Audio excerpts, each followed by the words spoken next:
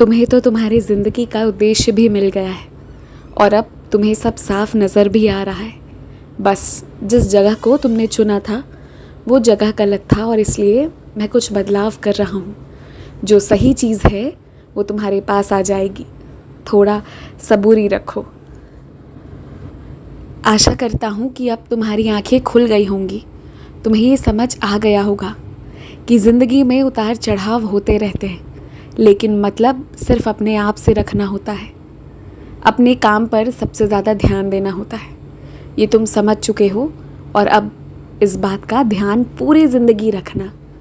आगे तुम जो भी फैसला लोगे मैं वहाँ तुम्हारे साथ हूँ और तुम्हें पछताने नहीं दूँगा। तुम परेशान मत होना। ये जो तुमने एक शुरुआत की है ना, पहले सबके पेट भरने की, उसके बाद वस्त्र, उसके बाद घर छत, ये मुझे बहुत प्रिय है। तुम ये मत देखना कि इसके लिए तुमने कितने पैसे खर्च किए, कम थे या ज़्यादा थे। ये कभी मत सोचना, क्योंकि तुम जब भी किसी को खिलाते हो ये समझ लेना कि तुम्हारा साईं स्वीकार करता है और ये मुझे सबसे ज़्यादा पसंद है। तो अगर तुम कोई भी दान करना चाहते हो ना, तो अन्नदान करो। तुम कभी भी किसी को खिलाओगे तो उसके बदले तुम्हें इज़्ज़त ही मिलेगा। याद रखना, तुम्हारी बदनामी कभी नहीं होने दूंगा।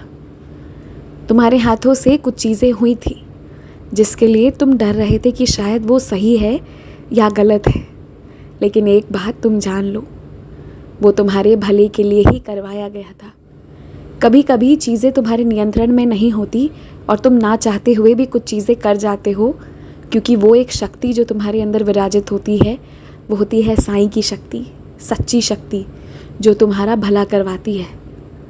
अब जब तुमने अपना मन खाली कर दिया है तो तुम मेरी बहुत सी अनुभूतियाँ करने लगे हो, और जब मुझे अपने इतने करीब पा लिए हो तो निश्चिंत रहो।